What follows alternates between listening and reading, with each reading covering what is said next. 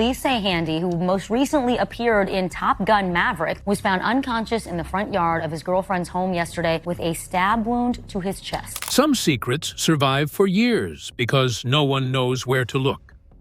Others stay hidden because no one dares ask the right questions. But after James Handy's death, that silence began to crack. Is the casual nature of the way that police say they were flagged down by this person essentially confessing to the crime, saying that I'm the guy that you're looking for? As those closest to him started speaking out, unexpected details emerged from his girlfriend concerning her son. What initially seemed like a personal revelation quickly sparked confusion, speculation, and concern. Because the deeper this story goes, the harder it becomes to separate what was seen from what was hidden. The last minutes of James Anthony's life. At exactly 9:30 in the morning, on Wednesday, the 3rd of June, 2026, James Anthony Handy was bleeding out on a residential lawn in Tarzana, California. He had a single stab wound to the chest. He was 81 years old.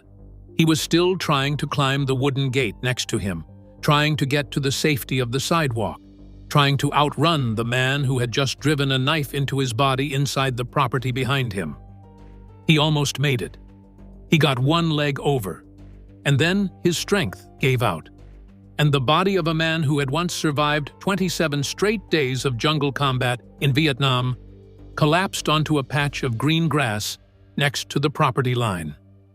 He never stood up again. By the time officers from the Los Angeles Police Department arrived at the scene minutes later, James Handy was unconscious, and the man holding the bloody knife was already walking calmly back to the property, looking like he had just finished a sacred mission. That man was Michael Ray Gledhill. He was 44 years old, and he was the son of the woman James Handy had loved for years. When the 911 operator picked up the call that came in from that block, the voice on the other end was not screaming. It was not crying. It was not panicked. It was calm. The voice said, "I am the Son of Man. I just killed the man of sin." The Los Angeles Fire Department paramedics rushed Handy to a local hospital, but the wound to his chest was too deep, and the bleeding was too far gone. He was pronounced dead a short time after the doors of the ambulance closed. The man who had played the priest in Unbreakable, the doctor in Logan, the exterminator in Jumanji, and the bartender in Top Gun Maverick had just died in the front yard of his own girlfriend's home, at the hands of his own girlfriend's only son. And 2 days later, that grieving girlfriend would walk to her front door and start talking about her son in a way that would crack this whole case wide open. A mother standing in the doorway of her worst week. There is something almost unbearable about watching a 76-year-old woman walk to her own front door, knowing that on the other side of that door is a row of cameras and microphones waiting to ask her about the worst morning of her entire life. Her partner was dead. Her only son was locked inside a jail cell on a bail amount higher than most people will ever see. Both of those losses had happened to her in the span of a single morning, inside the same house she had lived in for almost 50 years.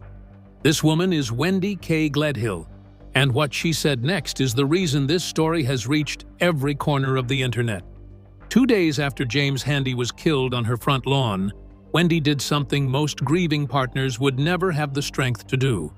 She opened the door, she stepped into the sunlight, and she started talking openly about her son. What she revealed in those interviews cracked the whole case wide open. She told reporters that her son Michael had been diagnosed with paranoid schizophrenia back in July of 2025. She said he had been prescribed antipsychotic medication that was meant to keep his mind anchored to reality. And then she said the sentence that changed everything we thought we knew about that morning. She said her son had stopped taking those pills about 1 week before the stabbing. For roughly 7 full days, the man who would eventually drive a knife into the chest of an 81-year-old actor was walking around that Tarzana property with his condition completely unmanaged. His mind was slipping. His thoughts were unraveling. Wendy knew it. The neighbors knew something was wrong, and not a single person stopped it before the worst possible thing happened. When TMZ asked Wendy if her own son should spend the rest of his life behind bars, she did not pause. She did not soften the answer. She said he should not be where he could ever hurt anyone else. That is not the voice of a vengeful mother. That is the voice of a woman who has spent months watching her boy disappear into someone she does not recognize, and who finally has to admit out loud that he is gone. Speaking to NBC News by phone, she said something that hit even harder. She said she loved James. She said this should have never happened to him. And then she apologized to his family and his friends through the receiver, her voice carrying the weight of two losses at once. To the California Post, she said she still could not believe her son had done it. And she trailed off mid-sentence before walking back inside her house. And here is the part that almost every other channel covering this story has completely missed. While Wendy was opening her front door to those cameras, her son was sitting inside a courtroom less than 30 minutes away, refusing to even show his face for his own arraignment. 5 words that stopped the case. Cold. On Friday, the 5th of June, 2026, just 48 hours after the killing, Michael Ray Gledhill was scheduled to face a judge inside the Van Nuys courthouse. The cameras were positioned, the prosecutors were ready. The reporters were waiting in the gallery with their notepads open and their pens uncapped. But the seat where Michael was supposed to sit stayed completely empty. His public defender, an attorney by the name of Javier Trincado, stood up in his place and said 5 words that froze the entire room. He told Judge John H. Reed, "We are asking the court to declare a doubt."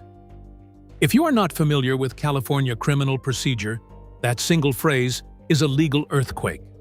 It comes from Penal Code Section 1368, and what it really means is that the defense attorney is telling the court his own client may not be mentally competent enough to even understand the charges being read against him. Judge Reed did not hesitate. He suspended the entire case on the spot.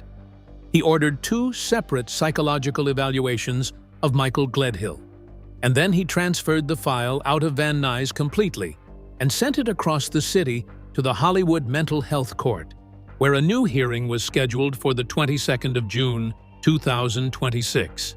Think about what that means for a moment. The death of a beloved Hollywood actor is now on pause.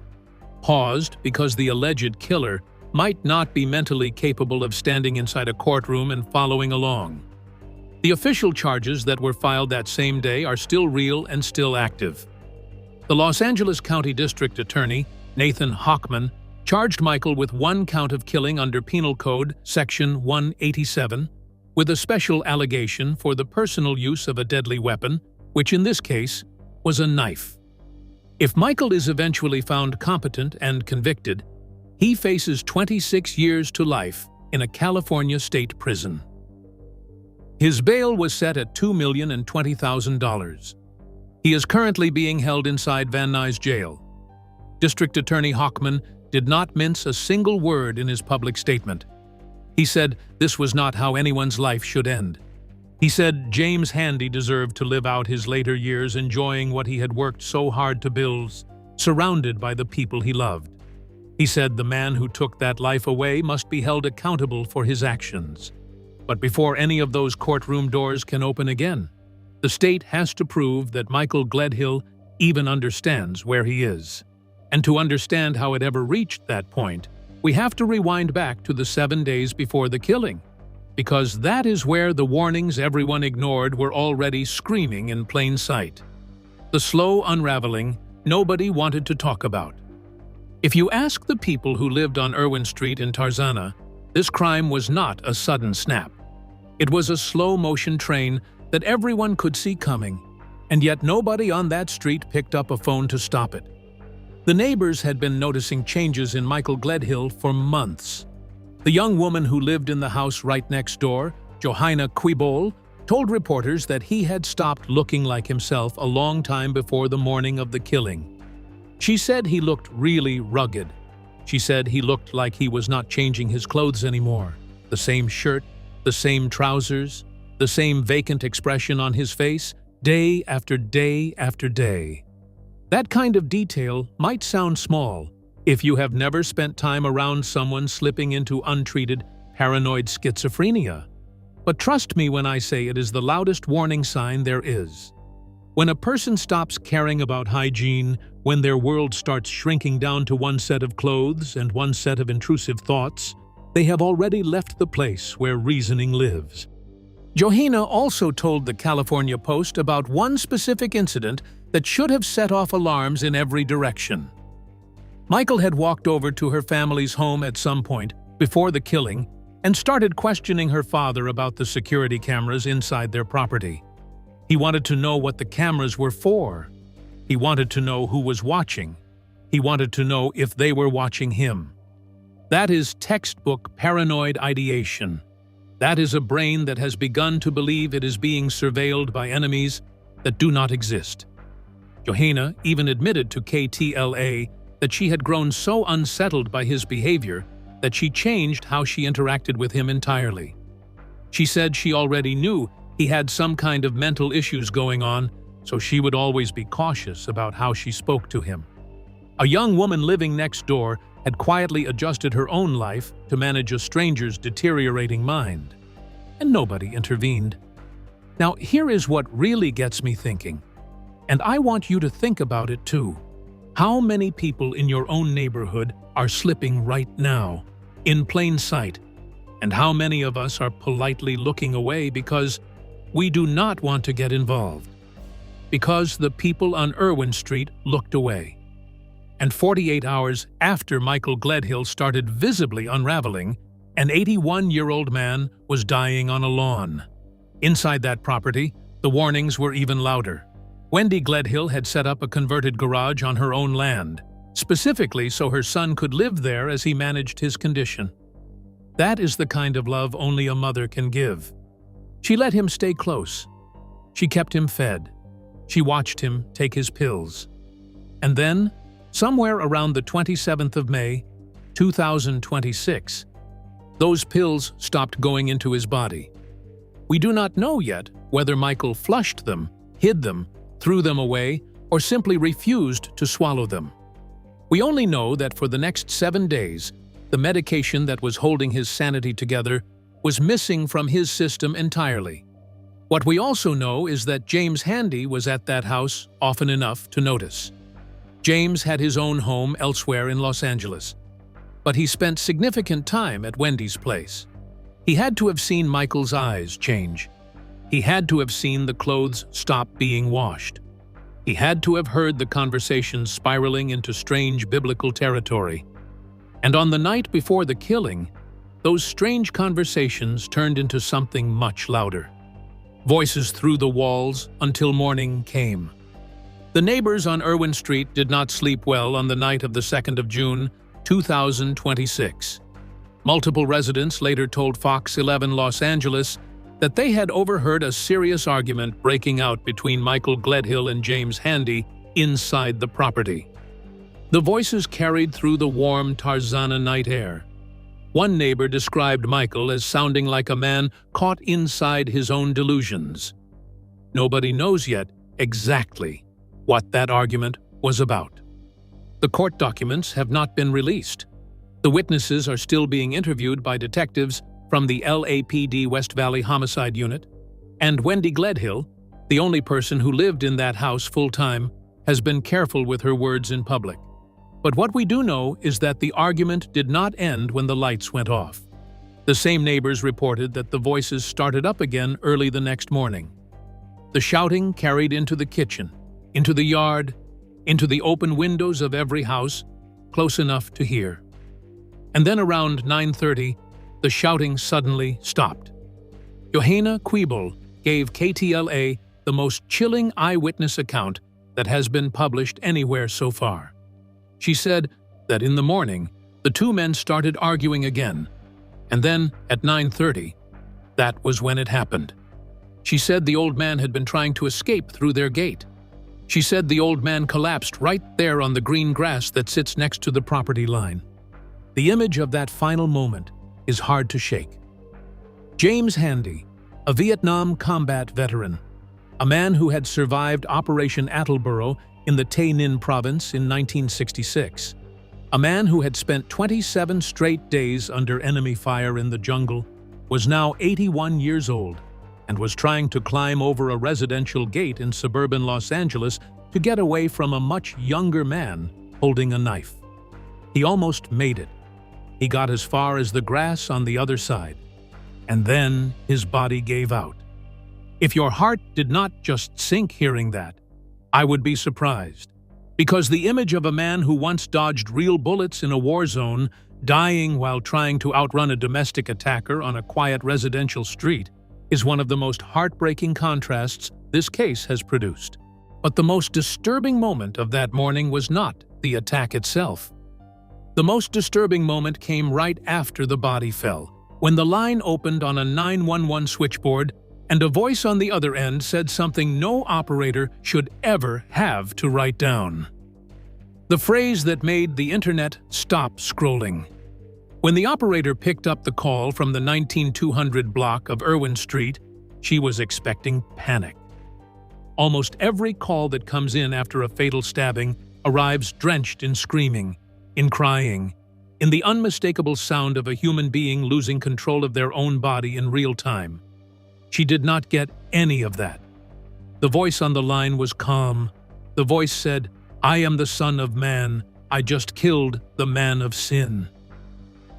That single sentence is what made this case explode across social media within hours.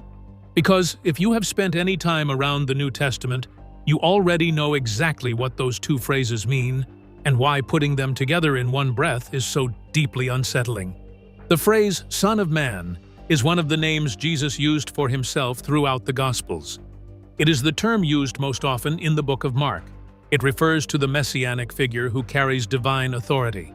The phrase man of sin comes from 2 Thessalonians chapter 2 verse 3. It refers to the figure of lawlessness, the eschatological Antichrist, the one who must appear before the final return. So in one breath, Michael Gledhill was telling the 911 dispatcher that he was the divine Messiah and that the 81-year-old man he had just stabbed was the Antichrist. This is not a coherent ideology. This is not religious extremism in any sane theological sense. This is the sound of a brain producing what doctors call grandiose religious delusions, which are extremely common in patients with untreated paranoid schizophrenia who have been off their medication for several days. What the dispatch audio also captured, according to reporting from Attack of the Fanboy, was the LAPD ordering officers to block off the surrounding streets and to conduct door-to-door inquiries. The officers were specifically instructed to note which neighbors opened their doors and which ones did not, because investigators initially had no idea if there were additional suspects or victims involved. A Ring doorbell camera on a neighboring house captured Michael Gledhill walking down the sidewalk after the attack. He was wearing a pink shirt and blue trousers. He was touching his face. Helicopters were already circling overhead. He walked away from the scene and then he walked back toward it again, almost like a man waiting to be found. The Daily Mail reported that bloody clothing was visible on the pavement near the property. And here is where this story takes a turn that nobody saw coming. Because once the police started digging into Michael Gledhill's background, they discovered something that completely contradicted the way most of the early coverage was framing him. The quiet file that should never have ended this way. When a violent crime like this happens, the first thing detectives usually do is pull every prior police report associated with the suspect. They look for restraining orders. They look for prior arrests. They look for 911 calls placed from the same address. They are looking for the paper trail that almost always exists in cases like this. But when LAPD ran Michael Gledhill's history, they found something almost nobody was expecting. Newsweek reported that the LAPD confirmed there had been no prior calls for service to the Irwin Street address in the previous 3 months. None. Not one neighbor dispute. The house had been quiet on paper. Michael Gledhill himself has no publicly reported criminal record from before the year 2025. There are no felony convictions. There are no documented violent incidents. There is no history of stalking, threats, or assaults that has surfaced in any reporting. This was not a man who had been spiraling violently for years. This was a man whose brain broke quickly, quietly, and without an official warning the system could see. That is the part of this case that I think most people are missing. Because when we hear about a killing this brutal, we expect the killer to have a long file behind him. We expect red flags going back decades. We expect previous victims who got away. But Michael Gledhill did not fit that pattern at all. What he did have was a diagnosis that was less than 1 year old at the time of the killing. He had been diagnosed with paranoid schizophrenia in July of 2025. And from what Wendy has shared, the family had been working hard to manage it with medication, with a stable living arrangement, and with a quiet life inside the converted garage on Irwin Street. By every visible measure, they were doing what families are supposed to do. And yet somehow, in roughly 11 months, they went from a fresh diagnosis to a fatal stabbing in the front yard. That is the gap that haunts me. That is the gap I want you to really think about. Because if a family doing all the right things can still end up here, what does that say about the rest of us who are trying to support a loved one quietly losing their grip? This is also the part where the story stops being just about James Handy and Michael Gledhill, because almost exactly 6 months before this killing, another very famous Hollywood family lived through something terrifyingly similar. The pattern Hollywood is trying not to see. Here is the angle that almost no YouTube channel has connected yet, but every Los Angeles courthouse reporter is now talking about behind closed doors. The Handy case is not happening in isolation. It is happening as part of a deeply uncomfortable pattern that Hollywood has been forced to confront over the past year. On the 13th of December, 2025, less than 6 months before the Handy stabbing, the legendary filmmaker Rob Reiner and his wife Michelle Singer Reiner were attacked at their own home after a long night out at the Christmas party of fellow filmmaker Conan O'Brien. The attacker was their 32-year-old son, Nicholas Reiner, who had been placed in a year-long mental health conservatorship back in 2020. There had been an argument between father and son that night.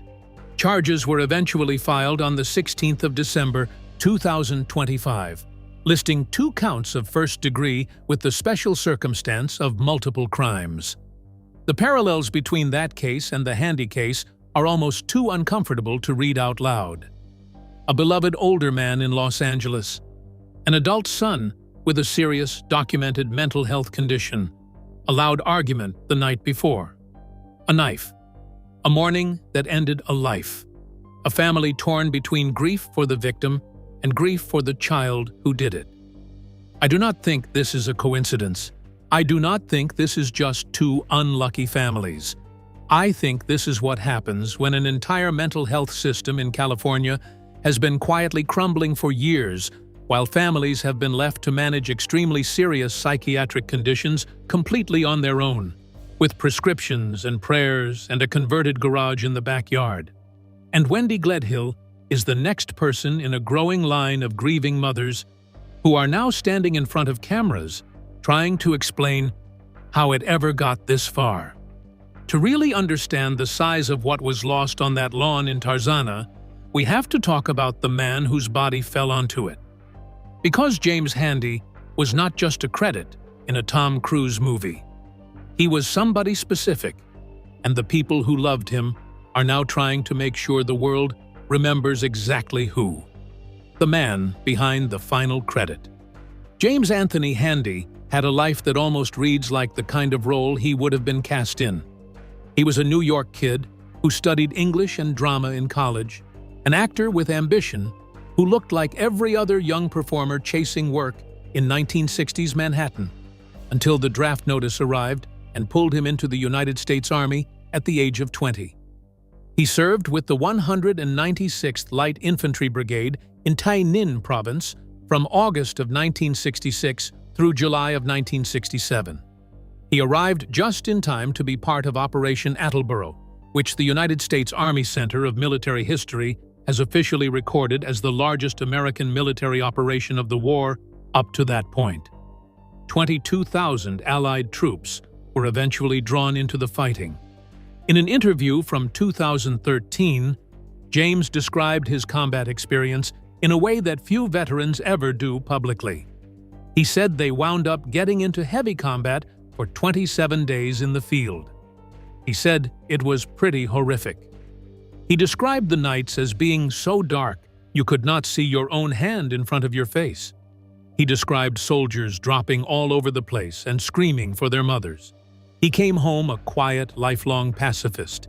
He once said publicly that he hated the film Forrest Gump because the character would never have survived a real Vietnam tour. His acting career began in 1977 on the soap opera Ryan's Hope. His first film was the 1981 drama Taps. From there, he became one of the most consistently working character actors of his generation, with 135 total roles across his career. He was Borough Commander Haverhill on NYPD Blue. He was Matt Fielding Sr. on Melrose Place. He was CIA Director Arthur Devlin on Alias. He was Lou Handelman on Profiler. His longtime talent agent, Pam Ellis Evanas of the Ellis Talent Group, released a statement saying she could not have asked for a more talented, humble, or gracious client and friend than James Handy. His friend Jeff Hawks, who had known him for nearly a decade, told the Associated Press that he could not imagine who would ever have a beef with James. He said he was just really a decent guy. His friend Brian DeLate, a fellow Vietnam veteran who first met James inside a New York City Vietnam Veterans Theater Company, described him as having a great sense of humor and always being curious about the world around him. James never married. He had no biological children. His life was made up of his work, his friends, his Vietnam brothers, and his long relationship with Wendy Gledhill. He had his own home elsewhere in Los Angeles. He spent significant time at Wendy's Tarzana house. He was the kind of man who showed up for the people he loved, which is part of why he was on that property on the morning of the 3rd of June. On the 22nd of June, 2026, Michael Ray Gledhill will be evaluated for mental competency at the Hollywood Mental Health Court. If he is found competent, the trial moves forward, and he faces up to 26 years to life in state prison. If he is found incompetent, the criminal case stays frozen, and he is sent to a state psychiatric hospital indefinitely until doctors decide he can stand trial. Either path leaves a family destroyed and an 81-year-old actor in the ground. There is no version of this story that ends well for anyone involved. Tell me down in the comments what you would have done if you were Wendy, watching your own son slip away for an entire week before he picked up that knife.